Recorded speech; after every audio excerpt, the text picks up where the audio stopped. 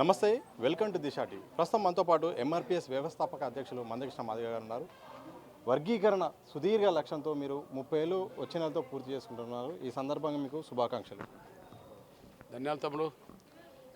ఎంఆర్పిఎస్ ఉద్యమానికి మీలాంటి తమ్ములు, పెద్దలు, పార్టీలకు అతీతంగా, కులాలకు అతీతంగా, మతాలకు అతీతంగా ఎంఆర్పిఎస్ ఉద్యమం 30 సంవత్సరాలుగా నిలబడడానికి మీలాంటి తమ్ములు, అన్నలు కారకులయ్యారు. ముఖ్యంగా ఒక నిలకడగల ఉద్యమం దేశంలో ఎక్కడ లేదు. ఏ పేరుతో ఉద్యమాలు చేసినా ఒక 5 ఏళ్ళు 10 ఏళ్ళలో అవి కనుమరుగవుతున్నాయి. కానీ ఎంఆర్పిఎస్ 30 సంవత్సరాలు చెక్కు చెదరకుండా నిలబడ్డది, లక్ష్యం వైపు ముందుకెళ్తున్నది. సమాజానికి ఎన్నో ఉద్యమాల ద్వారా ఫలితాలు కూడా అందించింది. ఈ స్థాయిలో గట్టిగా నిలబడడానికి, సమాజానికి ఫలితాలు అందించడానికి 2 కారణాలు. ఒకటి, ఉద్యమకారుల సంకల్ప బలం, ఎంఆర్పిఎస్ అనుబంధ విభాగాల కార్యకర్తల, నాయకుల సంకల్ప బలం. ఎన్ని కష్టాలు, నష్టాలు, ఎన్ని అవరోధాలు, ఎన్ని కుట్రలు ఉద్యమం మీద జరిగినా వచ్చినా ఆత్మస్థైర్యంతో ఎదుర్కొంటూ నిలబడ్డారు. ఇది కార్యకర్తలకు నేను మనస్ఫూర్తిగా అభినందిస్తున్నాను, నాయకులను. రెండోది, మాదిగలు చేస్తున్న పోరాటంలో న్యాయం ఉన్నదని, ధర్మం ఉన్నదని, వాళ్ళకు అండగా నిలబడాల్సిన బాధ్యత ఉన్నదని చెప్పి సమాజంలో కులాలు, మతాలు, పార్టీలకు అతీతంగా ఎంఆర్పిఎస్కి అండగా పెద్దలందరూ నిలబడ్డారు. అన్ని వర్గాల నాయకులు, కార్యకర్తలు కూడా నిలబడ్డారు. వారికి నేను మనస్ఫూర్తికంగా ధన్యవాదాలు కూడా చెప్తున్నాను. నేను ఇప్పుడు ఎంఆర్పిఎస్ కార్యకర్తల సంకల్ప బలం ఈ స్థాయిలో లేకపోతే, సమాజం నుంచి మాకు మద్దతు అన్ని వర్గాల నుంచి రాకపోతే 30 ఏళ్ళుగా ఉద్యమం నిలబడేది కాదు. అదే సమయంలో ఒక లక్ష్యానికి దగ్గరకు వచ్చినామనే నమ్మకం ఉన్నది. సో మీ లక్ష్యం, సుదీర్ఘ లక్ష్యమైన వర్గీకరణ మాత్రం త్వరలో సుప్రీంకోర్టు తీర్పు రాబోతుంది. ఈ తీర్పు నేపథ్యంలో అనుకూలంగా వస్తుంది అనుకుంటున్నారా? ఏమైనా శక్తులు అడ్డుపడే అవకాశం ఏమైనా ఉందా? ఒకటి ఆశిస్తున్నాం, న్యాయ వ్యవస్థలో అన్యాయం జరిగిన వర్గాలకు న్యాయం జరగబోతే ఇంకెక్కడ జరుగుతుంది అని చెప్పి ఆశిస్తున్నాం. మేము ఆశించడానికి బేస్ 2 కారణాలు చెప్తున్నాం. ముందు, రిజర్వేషన్లు ఏర్పడ్డదే అన్యాయం జరిగిన వర్గాల కోసం. అన్యాయం జరిగిన వర్గాల్లోనే మరింత అన్యాయం జరిగిన వర్గాలకు న్యాయం చేయాల్సిన బాధ్యత ఎవరికి ఉంటుందంటే కమిషన్, కోర్టులకు ఉంటుంది. ఈ నేపథ్యంలో అన్యాయం జరిగిందని నిర్ధారణ ఏందన్నప్పుడు కమిషన్ నివేదికలు అందుకు సాక్ష్యంగా నిలబడ్డాయి. దీన్ని గుర్తించింది ఎవరంటే ప్రభుత్వాలు. ఓకే, అన్ని ప్రభుత్వాలు వర్గీకరణకు అనుకూలంగా మాట్లాడుతున్నాయి కదా, కేంద్రం మాట్లాడుతున్నది కదా, గౌరవ నరేంద్ర మోడీ గారు అనుకూలంగా, ప్రధానమంత్రి అనుకూలంగా మాట్లాడిండు కదా, లేదా ఇక్కడ ప్రభుత్వం కూడా మాట్లాడుతుంది కదా, ఇప్పుడు ఆంధ్రప్రదేశ్లో ఏర్పడ్డ ప్రభుత్వం కూడా వర్గీకరణకు అనుకూలం ఉంటుంది కదా. కాబట్టి ప్రభుత్వం అనుకూలం, కమిషన్లు అనుకూలం, అన్యాయం జరిగిందని వాస్తవం. ఇవన్నీ సుప్రీంకోర్టులో విచారణ జరిగింది. జడ్జిమెంట్ వర్గీకరణకు అనుకూలంగా వస్తుందని, న్యాయ వ్యవస్థ న్యాయాన్ని బతికిస్తుందని, అన్యాయం జరిగిన వర్గాలకు అండగా ఉంటుందని చెప్పి ఆశిస్తున్నాం. సో 30 ఏళ్ళు పూర్తి చేసిన సందర్భంగా వచ్చే నెల వరంగల్లో మీరు కవాతు నిర్వహిస్తున్నారు. ఆ కవాతు ఎలా ఉండబోతుంది? ఎలాంటి అంశాలు ప్రస్తావనకు రావున్నాయి? ఇప్పుడున్న పరిస్థితులు ఏంటంటే, మేము ప్రతి సంవత్సరం జూలై 7న ఎంఆర్పిఎస్ ఆత్మగౌరవ పతాక జెండా ఆవిష్కరణ చేసేవాళ్ళం. అది ఒకరోజు ముందు కానీ ఒకరోజు తర్వాత కానీ ఆ రోజు చేస్తాం. కానీ అన్ని జిల్లాల నుంచి ఎంఆర్పిఎస్ శ్రేణులు, ప్రజలు కాదు, మాస్ కాదు, ఎంఆర్పిఎస్ శ్రేణులు, ఎంఆర్పిఎస్లో బాధ్యతలు చేపట్టిన, అనుబంధ విభాగాల బాధ్యత చేపట్టిన, సాధారణ గ్రామస్థాయి నుంచి మొదలుకుంటే జాతీయ స్థాయి నాయకులతోటి విత్ డ్రెస్ కోడ్తో చేతిలో జెండా పట్టుకొని కవాతు నిర్వహించాలని ముందు నిర్ణయం తీసుకున్నాం. ఆ నిర్ణయానికి అనుగుణంగా వరంగల్లో అది ప్రదర్శన చేయాలని అనుకుంటున్నాం. అయితే ఇంకా 2-3 రోజుల్లో మరింత సీరియస్గా మేము చర్చిస్తాం. దాన్ని ఏ స్థాయిలో నిర్వహించాలి అనే విషయంలో మరొకసారి ప్రకటన చేస్తాం. సో పార్లమెంట్ ఎన్నికల్లో బీజేపీకి పూర్తి స్థాయిలో మద్దతు ఇచ్చారు, ప్రచారం కూడా నిర్వహించారు. ఈ నేపథ్యంలో ఫలితాలు గత 4 నుండి 8 స్థానాలు పెరిగింది. కానీ మీరు పిలుపునిచ్చిన ఈ యొక్క కాంగ్రెస్ సీట్లు మాత్రం అక్కడ మాత్రం కాంగ్రెస్ వాళ్ళు గెలిచారు, బీజేపీ గెలవలేదు. మాదిగ ఒక అంశాన్ని కూడా తెరపైకి తీసుకొచ్చి అది పనిచేయలేదు. ఏం జరిగింది అసలు? ఒక విషయం మనం గమనించాలి. ఇప్పుడు 4 స్థానాలు ఉన్న కాడ 8 స్థానాలు పెరిగినాయి. 14% ఓటు బ్యాంకు, 30% పెరిగింది, 21% పెరిగింది. ఇందులో 2 ప్రభావాలు కనిపిస్తున్నాయి. ఒకటి, గౌరవ పెద్దలు నరేంద్ర మోడీ గారి మీద ఉన్న నమ్మకంతో ఓట్లేసిన వాళ్ళ సంఖ్య మెజార్టీ ఉంటుంది.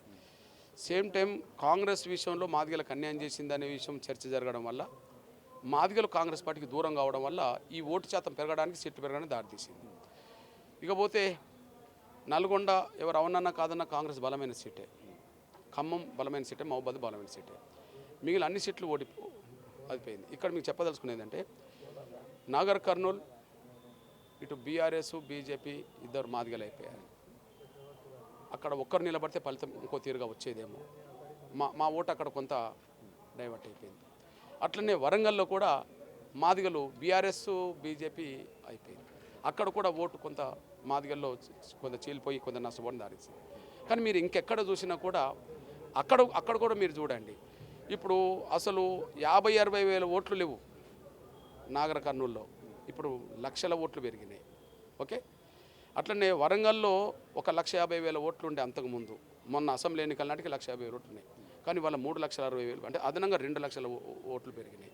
మరి ఎటు నుంచి పెరిగినాయి అంటే రెండే కారణాలు. ఒకటి, గౌరవ నరేంద్ర మోడీ గారి మీద ఉన్న నమ్మకంతో ఓట్లేసిన వాళ్ళు ఉన్నారు.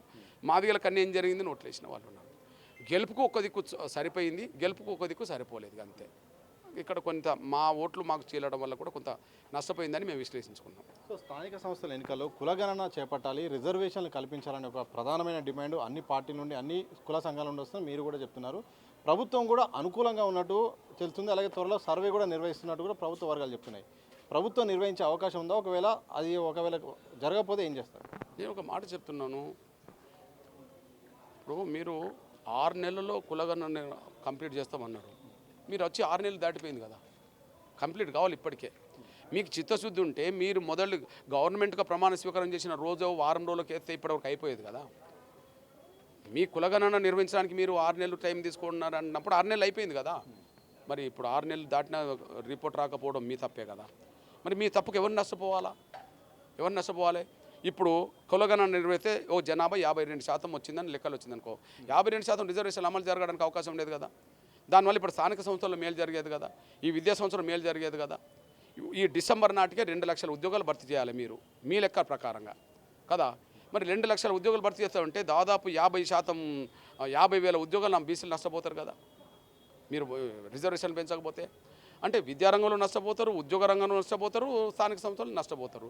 మరి దీనికి కారణం ఎవరంటే రేవంత్ రెడ్డి గారి వైఫల్యమే కదా ఇదంతా. రెండో విషయం చెప్తున్నాను, అసలు సమగ్ర సర్వే నివేదిక ఇక్కడ మన కళ్ళ ముందు ఉన్నది కదా. కేసీఆర్ గారు 24 గంటల్లో నిర్వహించిన సమగ్ర సర్వే నీకు 6 నెలలు ఎందుకు పట్టాలా? పోనీ 6 నెలలు పట్టాలనుకుంటే నువ్వు 6 నెలల టైం కూడా అయిపోయింది కదా. ఒక రకం చెప్పాలంటే కులగణన సకాలంలో నిర్వహించడంలో కానీ రిజర్వేషన్ పెంచడంలో ఆయనకి ఇష్టం లేదు. ఎవరికి? రేవంత్ రెడ్డి గారికి ఇష్టం లేదు. ఎందుకంటే అట్లా నిర్వహిస్తే ఏమవుతుంది, బీసీల జనాభా పందాన్ని నిర్దిష్టంగా తెలుస్తుంది. అప్పుడు అన్ని వర్గాలు అంతవరకు పర్సెంటేజ్ డిమాండ్ చేస్తారు. ఆ డిమాండ్ చేస్తే నష్టపోయేది ఎవరు అనుకుంటున్నారు? ఇప్పుడు అదనపు లాభం ఎవరు పొందుతున్నారో వాళ్ళు నష్టపోతారు. అదనంలో ఎవరు పొందుతున్నారు? ఇక్కడ రెడ్డోళ్ళే పొందుతున్నారు, ముఖ్యంగా అగ్రకులాలు పొందుతున్నాయి కదా. అంటే అగ్రకులాలకు మేలు చేయడం కోసమే కులగణన జాప్యం చేయడానికి దారితీస్తుంది. అసలు కులగణనకు సంబంధం లేకుండానే రిజర్వేషన్లు పెంచడానికి అవకాశం ఉన్నది. అట్లా పెంచకపోవడం కూడా కుట్రల భాగమని మేము భావిస్తున్నాం. సో ఆంధ్రప్రదేశ్ ఫలితాల వరకు చూస్తే చంద్రబాబు నాయుడు అలాగే కూటమి విజయం సాధించింది. గతంలో వారితో మీరు కలిసి పనిచేశారు. ఎన్డీఏలో కూడా ఇప్పుడు టీడీపీ భాగస్వామైంది. ఆ ఫలితాల ప్రభావం, ప్రజా తీర్పును ఎట్లా చూస్తున్నారు? అలాగే బాబు పాలన ఎలా ఉండబోతుంది? ఖచ్చితంగా అక్కడ జగన్మోహన్ రెడ్డి గారికి ఎలాంటి పరాభవం జరిగిందో మనం చూసాం. ఆయన పోకడలే దానికి కారణం. అదే సమయంలో ఆంధ్రప్రదేశ్కు ఒక రాజధాని లేకపోవడం కూడా ప్రజల్ని ఆలోచించింది. ఆంధ్రప్రదేశ్ ప్రజలకు పోలవరం ముఖ్యమని చెప్పి చర్చ జరిగింది. ఆ పోలవరం జాప్యం కావడానికి కూడా ఆయనే కారణం కూడా అనుకోవడం జరిగింది. అట్లనే ఆయన నియంత్రిత పోకడ్లు కూడా చర్చకు దారితీసినాయి. పలు కారణాల వల్ల జగన్ పరిస్థితి అట్లా నెట్టబడ్డది. మరి అట్లాంటప్పుడు ఎవరిని కోరుకుంటారు అన్నప్పుడు ఖచ్చితంగా సమర్థుడు, సీనియర్ నాయకుడు, ఏదన్నా దృష్టి పెడితే పనిచేసేవాడు చంద్రబాబు గారే. కాబట్టి చంద్రబాబు కూటమికి ఓట్లేద్దామని చెప్పి అందరు కలిసి చంద్రబాబు కూటమికి ఓటేశారు. ఖచ్చితంగా ఇప్పుడు ఆంధ్రప్రదేశ్ నిలవకోవడమే కాకుండా సోదర ఆంధ్రప్రదేశ్ ప్రభుత్వం ద్వారా ఆంధ్రప్రదేశ్ ప్రజల అభివృద్ధి కూడా వేగవంతం అవుతుందని మేము ఆశిస్తున్నాం. Thank you. సో మొత్తానికి సుదీర్ఘ లక్ష్యమైన కులగణన, అలాగే కులగణన అయితేంది, అలాగే వర్గీకరణ కూడా త్వరలో ఒక ముందుపడే అవకాశం ఉంది. సో ప్రభుత్వం మాత్రం ఇంకా ఆలస్యం చేస్తుంది, కానీ ఆ ప్రభుత్వం ఇంత లేట్ చేయాల్సిన అవసరం లేదని చెప్తున్నారు. మరోవైపు వర్గీకరణ కోర్టు తీర్పులో ఉంది. ఆశాభావం అయితే వ్యక్తం అవుతుంది. ఒకవేళ వర్గీకరణకు తీర్పు వచ్చే అవకాశం ఉందన్నట్టు అని కూడా మందకృష్ణ మాది గారు చెప్తున్న సందర్భం మాత్రం చూడొచ్చు. కెనపర్సన్ సంతోష్తో సతీష్, దిశా టీవీ, హైదరాబాద్.